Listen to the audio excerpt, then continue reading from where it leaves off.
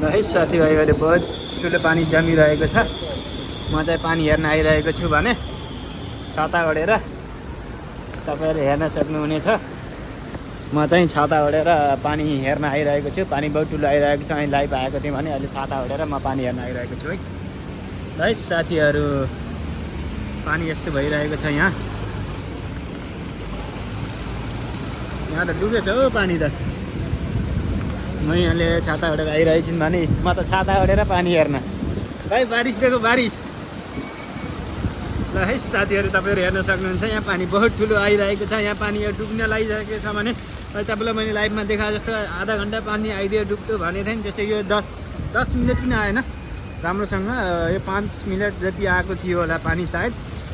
तपाईँहरू हेर्न सक्नुहुन्छ यहाँ म अहिले भिडियो एडिट रिपोर्टिङ गर्दैछु। पानी अब यहाँ डुबिसक्यो। गाडी डुब्ने जस्तो छ है। यो मेरो बिल्डिङ तलपट्टि हो। आधा गाडी डुबिसकेको छ भने बिचरा साइकलहरूलाई डराइरहनु भएको छ। त्यहाँ यस्तै छ जिन्दगी परदेशीको। सबै साथीभाइहरूले हेरिरहनु भएको छ यहाँ।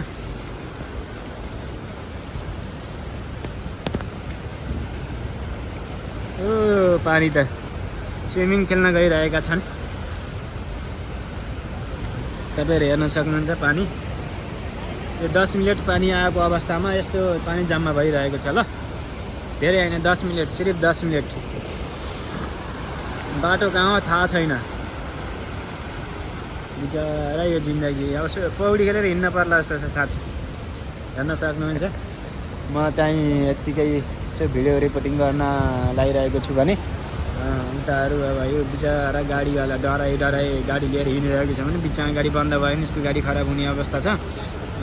सानोतिनो गाडीहरू त यहाँ त नले हुन्छ भन्ने मैले तपाईँहरूलाई सूचना दिइरहेको थिएँ भने पानी चाहिँ टनाटन भइरहेको छ उतादेखि यतासम्म। है साथीहरू अब मैले यो भिडियो पोस्ट गरेर फेरि पनि कहाँको के छ भन्ने समस्याहरू सबै देखाइरहनेछु तपाईँहरूलाई।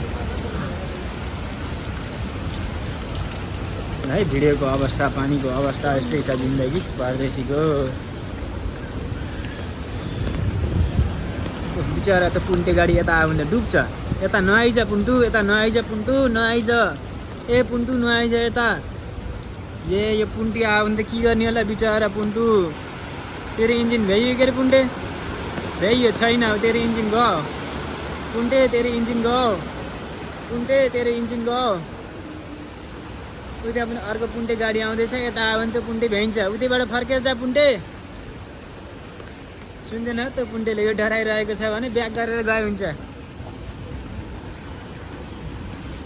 भाइ ब्याक कर कि त पार्किङ लगाऊ। ल पानी अझै फ्यार परिरहेको छ। ल रमाइलो हुन्छ यस्तै पानी आयो भने। जे होस् अब म फेरि पनि आउनेछु।